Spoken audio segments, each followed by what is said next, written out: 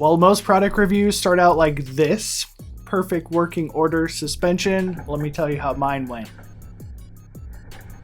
So I bought this random shock off the internet and it showed up with no spring clip. So I went inside the graveyard and got the Dremel out and made this DVO spring clip a little bit wider so I could hook up my MRP hazard. So you're gonna get the unfiltered review from someone who actually bought the product, so let's get in. Quick visual inspection of the MRP hazard. This looks like a nearly brand new shock or very, very low miles. All the stickers are in perfect condition and there's no rub marks on the damper body. Basically, right here where the arrow is, we'll have a whole bunch of wear marks from the spring rubbing on it if it does have an extensive amount of miles.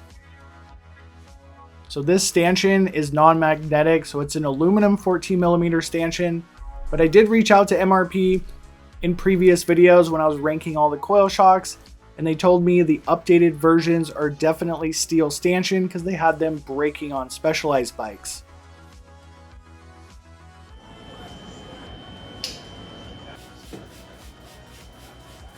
Bravo to MRP for actually marking the adjustment. So someone like myself could figure this out, that the silver ring is going to be high speed compression, but to your average rider or even myself, sometimes it's super annoying to have to look up the information. The shock features high and low speed compression. The MRP logo is the low speed compression adjuster, and then we spin the silver ring to get the high speed compression. So it takes a long time to spin the high speed compression, kind of like DVO, and it's absolutely pain in the butt. It takes forever, but this means we're preloading shim stacks, so we're getting a nice fine adjustment of compression. This is not a rock shock with orifice style damping, so I'm expecting some pretty good results out of this shock.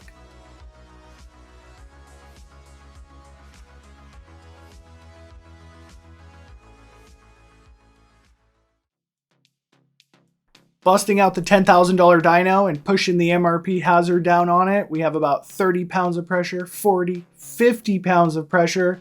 So it's right in the middle when it comes to damper activation force. It's for sure a monotube shock, but let's not gauge it too early. So if you want a super supple off the top shock, bro, it's not this one. MRP makes some really good springs, but I am going to start the ride out with a spring deck spring because there's no replacement for that spring when you're trying to initially set a shock up. If you're one of my heavyweight friends who made the mistake of buying a Specialized bike, don't forget MRP is the only brand that makes a 600-pound progressive spring on the entire market. So heading out to the test track, the MRP is a very unique spring. Coil shock makes a lot of noise, kind of a whooshing noise. I don't know what that means. I'll probably find out one day. So basically there's quite a bit of ramp up on this shock, so I'm going to say it has a pretty good shim stack from factory.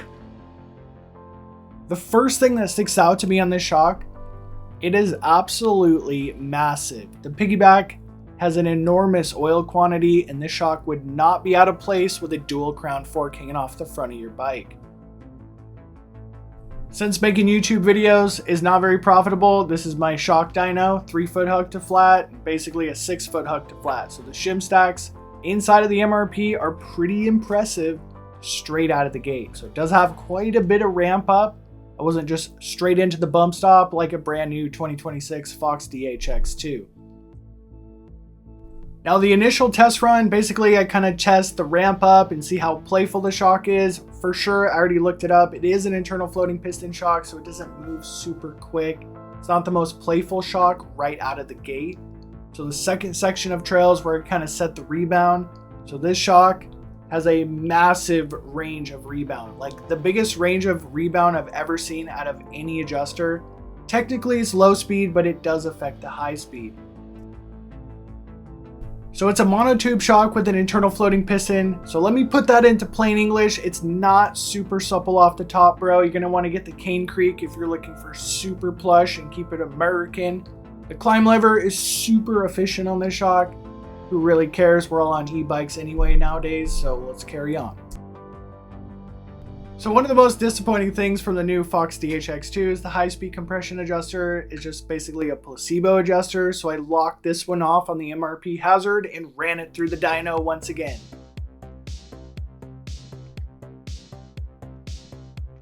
So it has a massive range of high-speed compression. They did an excellent job when it comes to the adjuster.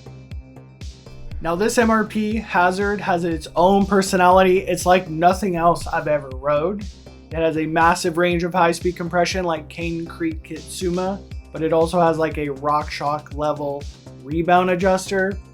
Honestly, it wasn't very impressive around the test track, so I was just riding it for the week, so I just basically clapped the bike as hard as I could. The only highlight of this shock so far is the massive range of high-speed compression to keep it off the bump stop.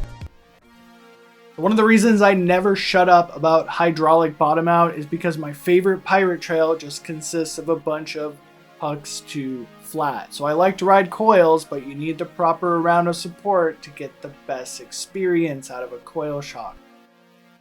That being said, there's no replacement for hydraulic bottom out, but there is sufficient high-speed compression coming out of the MRP Hazard for me to keep this and have a pretty decent ride. About halfway down the Pirate Mountain, basically the MRP is showing its good side at this point. This thing really does have that magic feel when it comes to wheels on the ground style of riding. But unfortunately, I am struggling with the spring rate and the rebound quite a bit on this shock. So basically settling into 570 pound spring, I can report to you this is not a very playful shock. I can't run the rebound any faster than 5 clicks from fully slow. So it's possible with some valving upgrades from MRP, you could make it more playful.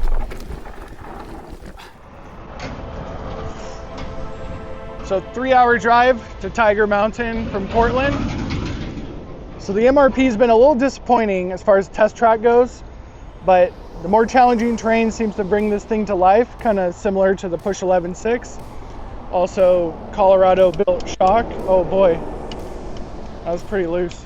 Definitely got to deal with that. That might actually be somewhat of an issue with this shock. We don't have any detents locking this in. I've probably put about 30 or so miles, maybe 50 miles. And we already had a loose spring.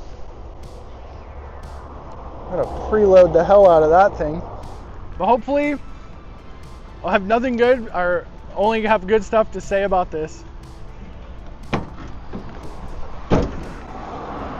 The bottom line is coils are more comfortable, especially as you get older and your back starts to hurt a little more. A long heinous climb on the MRP Hazard, I'm nice and refreshed for the downhill. So this trail is East Tiger Summit. It's nice little easy tech flowy kind of trail. Whenever the terrain is kind of chunky and you're not going too fast, the MRP Hazard is a really standout piece of suspension. So basically at Tiger Mountain, it's not too many smooth blue flow trails, and I was super satisfied with the MRP Hazard the whole way down the mountain.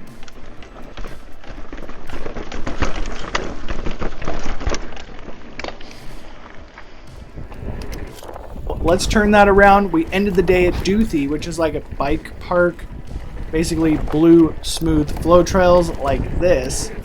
And essentially the MRP Hazard is definitely not my favorite shock in that type of environment with its stock internal valving. All in all, it's a pretty impressive piece of suspension, and considering this is the older version with the aluminum stanchion, if you picked up a new one, I'm sure they'd have some updated internal valving. It's kind of a cool brand. You can pick the phone up and they answer it and they'll like totally help you out. But if you click this playlist here, you can find out which suspensions are right for you.